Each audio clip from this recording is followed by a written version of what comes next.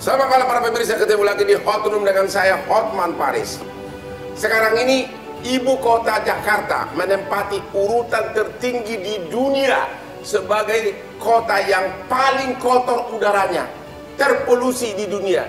Bahkan melebihi 17 kali ambang batas yang ditetapkan oleh WHO.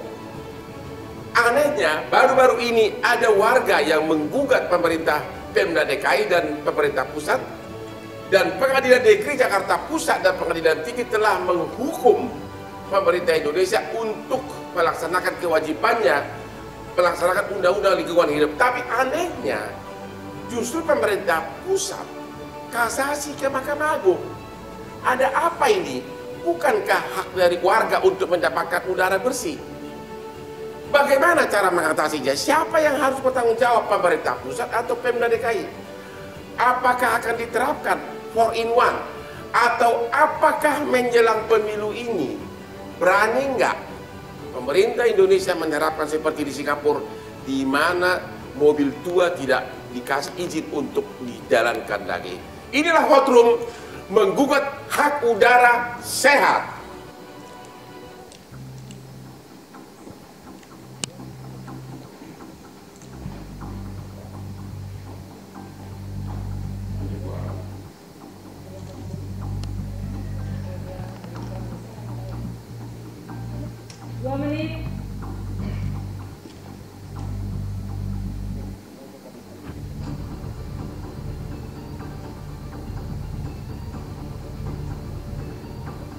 Genting!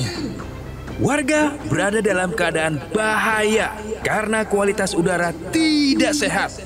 Jakarta sebagai ibu kota negara Indonesia pun menduduki peringkat teratas dalam daftar kota besar paling berpolusi sedunia. Polusi udara telah menyebabkan banyak orang terjangkit berbagai penyakit, termasuk Presiden Jokowi yang dikabarkan batuk-batuk selama 4 minggu. Apa yang dialami Presiden adalah bukti bahwa polusi udara tidak mengenal usia, gender, dan jabatan. Presiden dengan segala privilege-nya saja bisa terdampak, apalagi warga negara biasa.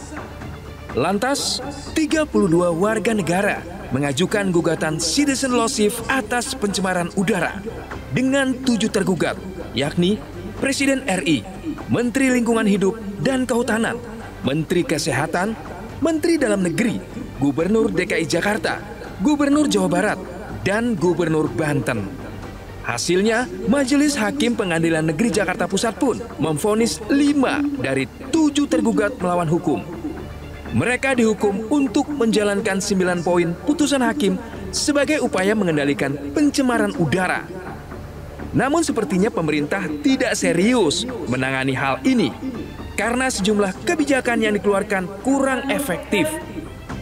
Dan Presiden diketahui mengajukan kasasi atas putusan Pengadilan Tinggi Tata Usaha Negara yang memenangkan gugatan 32 warga atas buruknya polusi udara di Jabodetabek. Pantaskah sikap ini diambil oleh seorang pemimpin negara yang bertanggung jawab terhadap pemenuhan hak dasar rakyatnya berupa kualitas udara yang baik?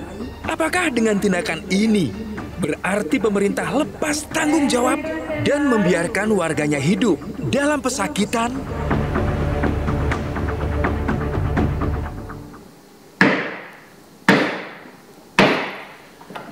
Seperti biasa, setiap debat, Hotman selalu minum kopi, white kopi. Inilah yang membuat Hotman sukses.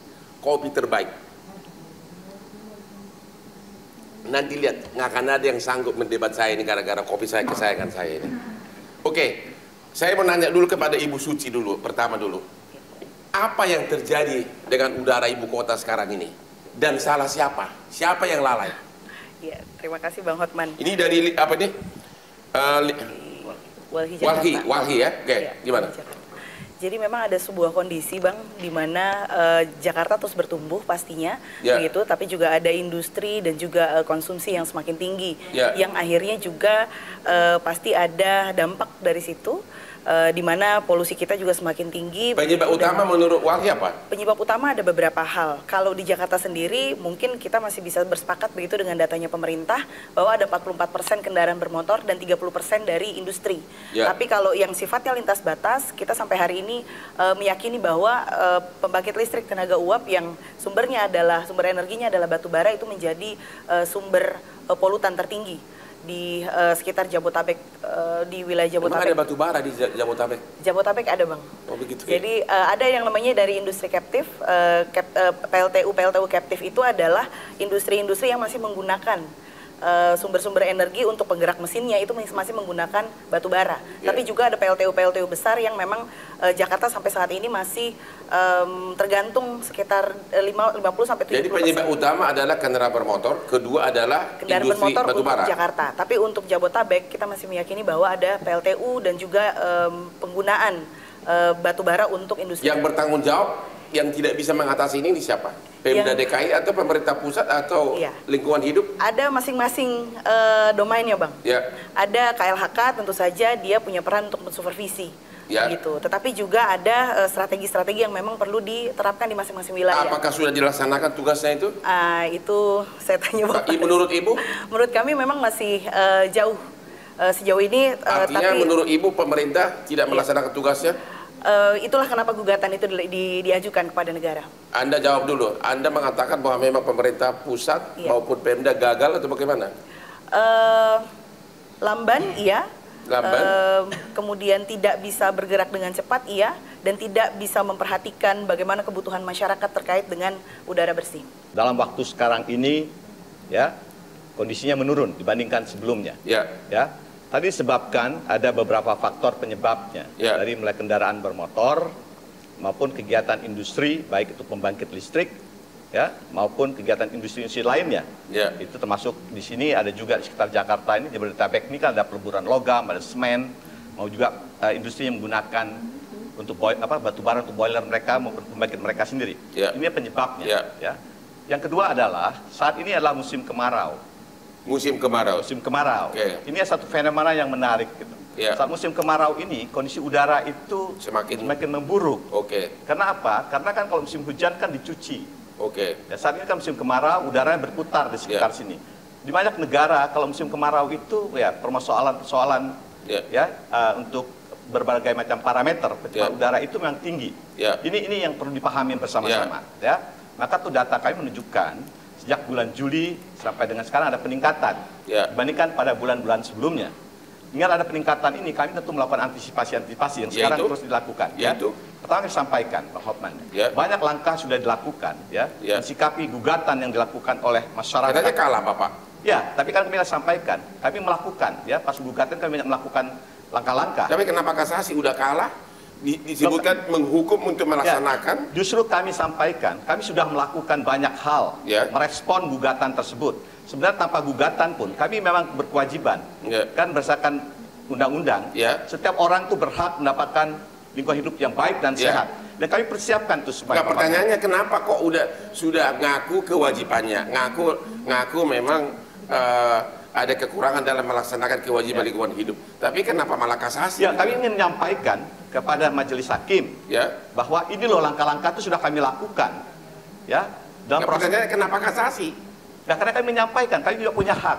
Kami punya hak menyampaikan bahwa banyak sudah dilakukan oleh pemerintah. Kami sampaikan pertama adalah di permintaannya untuk meningkat mengetatkan baku mutu ambien. Udara ambien. Jadi ada baku mutu udara ambien itu bermacam-macam parameter, salah satunya partikulat misalnya. Kami mengetatkan partikel baku mutunya. Karena apa? Untuk melindungi masyarakat kita. Ini salah satunya. Kemudian dimintakan lagi kita lebih intensif untuk melakukan pengawasan, kemudian melakukan upaya-upaya untuk melindungi masyarakat kita di dampak tekanan udara ini dilakukan oleh pemerintah. Caranya? Tadi saya katakan, pertama kita memperketat perizinan. Sekarang dulu tidak ada sistem persetujuan teknis catatan teknis untuk pengelolaan udara yang dimasukkan dalam persetujuan lingkungan. Sekarang ada, kita masukkan. Kemudian juga kita mengetatkan baku mutunya.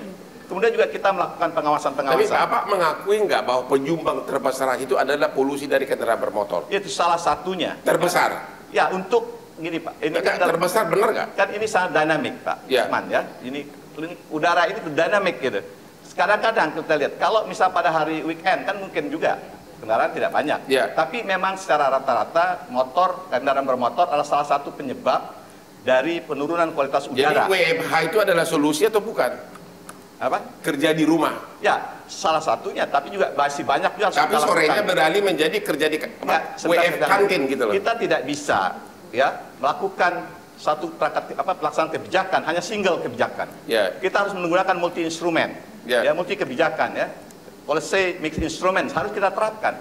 Oke.